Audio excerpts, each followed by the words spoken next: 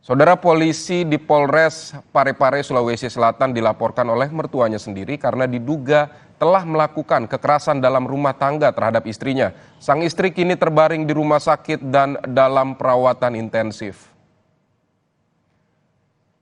Seorang polisi yang bertugas di Mapolres Parepare, Sulawesi Selatan dilaporkan mertuanya Mulyati karena melakukan KDRT. Sang polisi diduga telah melakukan pemukulan terhadap istrinya hingga istrinya kini dirawat di Rumah Sakit Fatimah, Kota Parepare, Sulawesi Selatan.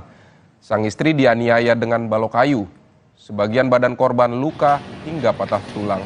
Sementara itu Kapolres Parepare, Sulawesi Selatan, AKBP Arman Muiz membenarkan laporan KDRT yang dilakukan anggotanya.